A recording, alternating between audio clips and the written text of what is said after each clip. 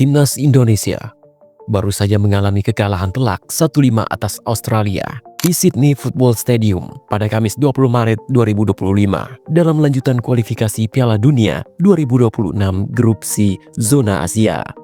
Hasil dari laga ini tentunya mengecewakan bagi pecinta sepak bola tanah air, mengingat begitu besarnya ekspektasi yang ditaruh masyarakat untuk timnas karena pergantian pelatih baru dari pelatih Shin Tae-yong pada Patrick Kluivert dan kedalaman pemain yang diisi oleh timnas Indonesia.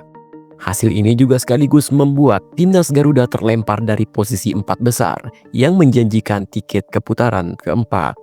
Ironisnya lagi, kekalahan ini datang kurang lebih 3 bulan setelah PSSI memutuskan untuk memecat Shin Tae-yong pada 6 Januari 2025 untuk digantikan dengan Patrick Kluivert.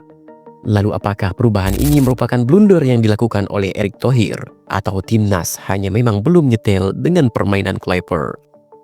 Iya, Ketua Umum PSSI, Erick Thohir pun buka suara usai timnas Indonesia dibantai Australia dalam lanjutan grup C, kualifikasi Piala Dunia 2026 Zona Asia.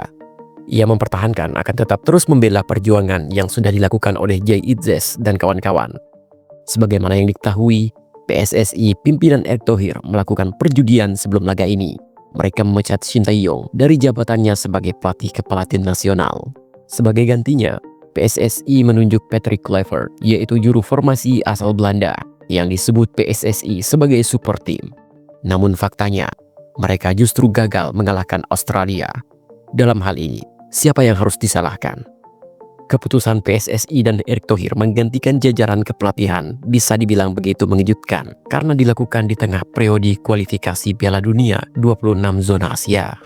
Patrick Kluivert bahkan mengakui dirinya tidak memiliki banyak waktu untuk mempersiapkan tim dan bahkan mengenal para pemainnya lebih dalam. Alhasil dalam konferensi pers sebelum laga, Kluivert tidak menapikan diri, tetap menggunakan taktik dan formasi warisan Shin Tae-yong, meskipun pada akhirnya justru kalah telak dari Australia. Dalam laga ini, Indonesia mengambil pendekatan provokatif. Pasukan Patrick Kluivert bermain terbuka, bahkan menyerang sejak awal. Indonesia juga mencoba menguasai bola dengan ball possession. Dikutip dari FotMob, Indonesia bahkan punya 60% penguasaan bola. Skuad Garuda unggul jauh dari Australia. Sang tuan rumah hanya mampu mendapatkan 40% penguasaan bola. Meskipun begitu, Australia bermain dengan efektif. Australia bertahan dengan rapat dan efisien ketika berada di depan gawang Indonesia. Australia melepaskan 9 shot dan 7 tepat sasaran dan 5 menjadi gol. Sedangkan kubu Indonesia dengan 11 shot, hanya 4 yang tepat sasaran dan 1 menjadi gol. Tentunya posisi di luar 4 besar merupakan zona yang tidak aman bagi timnas Indonesia saat ini.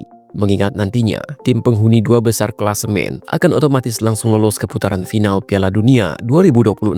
Sedangkan tim posisi ketiga dan keempat klasemen berhak berjuang lagi di putaran keempat. Dan tim urutan kelima dan keenam akan langsung tersingkir. Jika melihat dari laga ini, apakah masih ada harapan untuk timnas Indonesia bisa lolos dengan laga yang tersisa melawan Bahrain, China, yang Jepang? Tentunya finish pada posisi keempat adalah sebuah realita yang diharapkan.